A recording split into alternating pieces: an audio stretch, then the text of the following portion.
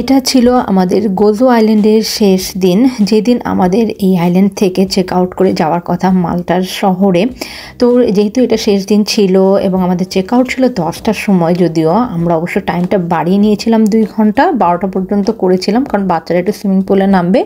আমরা যে মাল্টার শহরে যে এয়ারবিএনবিতে থাকবো সেখানে কোনো সুইমিং পুল নাই, যার কারণে ওদেরকে একটু সময় দিয়েছি।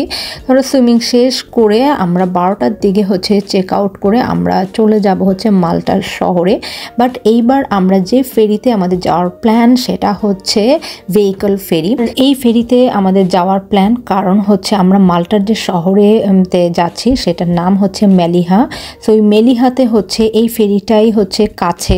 আমরা যদি সেই ভ্যালেটাতে যাই তাহলে অনেক দূরে আমাদের ঘুরে আসতে হবে, কিন্তু আমাদের যেটা ভুল হয়েছে, আমরা যাওয়ার পর শুনলাম যে আমরা আসার সময় যে ফেরিতে আসছি এবং যে টিকিটটা আমাদের আপ ডাউন ছিল সেটা এই ফেরির সাথে, ভেহিকল ফেরির সাথে এটা কনসিডার হবে না, যার কারণে আমাদের ওয়ান ওয়ে আবার নতুন করে আমাদের টিকিট কাটতে হয়েছে, যেটার জন্য আমাদের মনে হয় 15 পাউন্ডের মতো লাগছে যাওয়ার ওয়ান ওয়ে।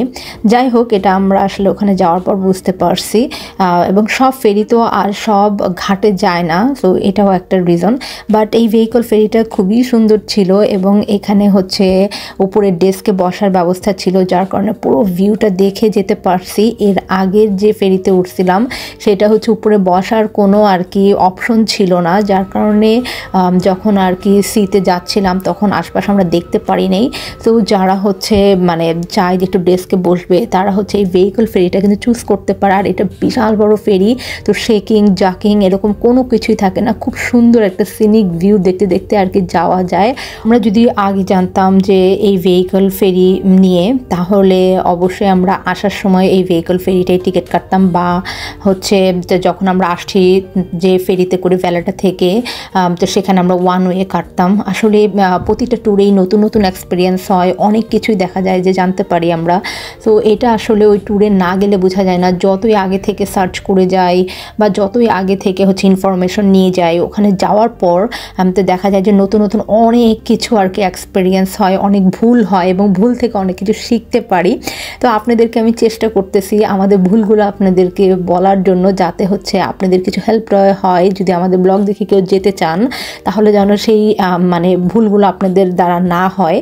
এই জার্নিটা খুবই চমৎকার ছিল, কারণ পুরো সিনিক ভিউটা দেখতে দেখতে আসতে পারছি। আর পানির কালার দেখে তো আমার মাথা নষ্ট, আমি এরকম পানির কালার মনে হয় দেখিনি। এবং আমি এটা অনলাইনেও পাইছি যে মাল্টাতে সির যে কালারটা সেটা একটু স্টানিং টাইপের, একটু ডিফারেন্ট টাইপের, এবং ব্লুটা আপনাকে কোনো কিছু এডিট করতে হবে না এত চমৎকার পানির রংটা হয়।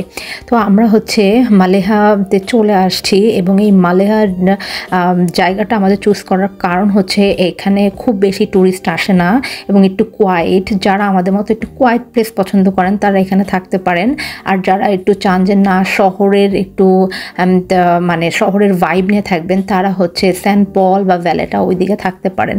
তো এখন আপনাদের দেখাচ্ছি আমরা যে অ্যাপার্টমেন্টে ছিলাম, সেই অ্যাপার্টমেন্টটা এত চমৎকার একটা অ্যাপার্টমেন্ট ছিল। এটা 3 বেডরুমের একটা অ্যাপার্টমেন্ট এবং এখানে টয়লেট ছিল 2টা, একটা কমন ছিল আর একটা অ্যানসুট ছিল, সাথে ইউটিলিটি রুম ছিল।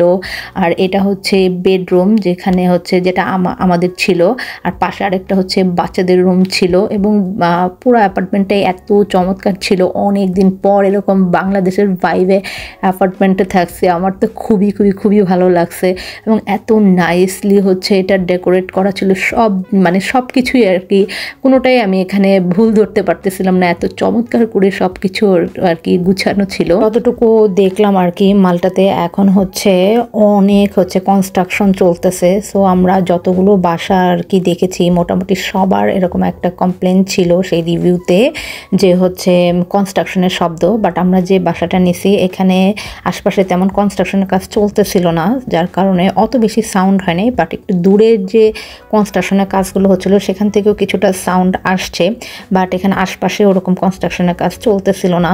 তো এইটা এটা খুবই একটু মাথায় রেখে আপনারা যেখানেই হচ্ছে মালটাতে হচ্ছে এয়ারবিএনবি নেন বা হচ্ছে হোটেল নেন, যেটাই নেন না কেন, এটা মাথায় রেখে নেবেন যে কনস্ট্রাকশনের কাজ হচ্ছে কিনা, কারণ প্রচুর কনস্ট্রাকশনের কাজ হয় এবং সাউন্ডটা হচ্ছে মালটার যত অ্যাপার্টমেন্ট আছে বা হোটেল আছে এখানে হচ্ছে মেইন সবার কমপ্লেন থাকে যে অনেক নয়েজ হয় আর কি কনস্ট্রাকশনের কাজের।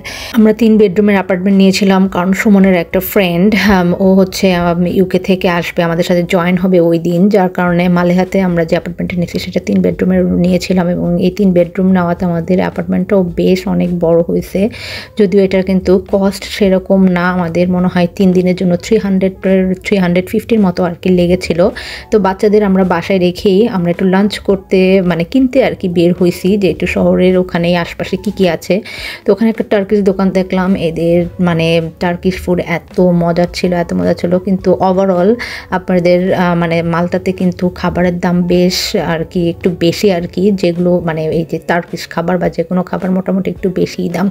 তো পাশেই হচ্ছে একটা কনফেকশনারি দোকান পেলাম, সেখানে গেলাম, যাওয়ার পর সেখান থেকে হচ্ছে সেই ট্র্যাডিশনাল কিছু সুইট নিলাম। এখানে হচ্ছে এগলেয়ার ছিল আর একটা পাফ এর মতো ছিল আর কি। তারপর আমরা হচ্ছে বিকেলবেলা বের হয়েছি, কিন্তু বিকেলবেলা বের হওয়াটা আমাদের একটু লেট হয়ে গেছিলো।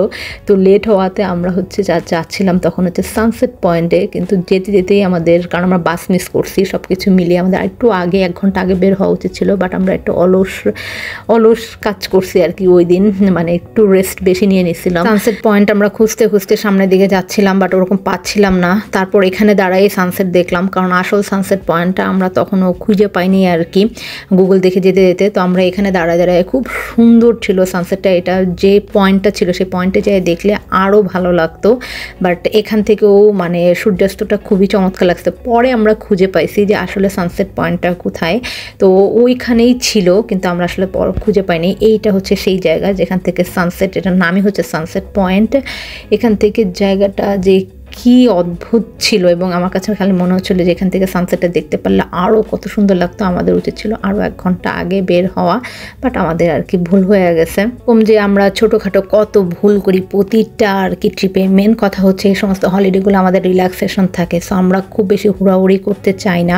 তারপরেও কয়েকটা দিন আমরা হুড়াহুড়ি করি, এমন না যে প্রতিদিন আমরা হচ্ছে রিল্যাক্স মতো ঘুরি, 2-1 দিন একটু হুড়াহুড়ি করে ঘোরাঘুরি করি, তা নইলে হয় না বাচ্চা কাচ্চা নিয়ে সব কিছু। তারপরও আমরা চাই যে আমাদের রিল্যাক্সেশনটাই মেন, আমরা যাব এক্সপ্লোর করব আশপাশ, কিন্তু একদম যে সব জিনিসই আমাদের দেখতে হবে এরকম আমরা কখনো প্ল্যান করি না। তো এভাবে আমাদের সেই দিন শেষ হলো। দেখেন একদম বাঙালি খাবার টাবার আমরা রান্না করছি আর কি, সবজি ডাল ভাত।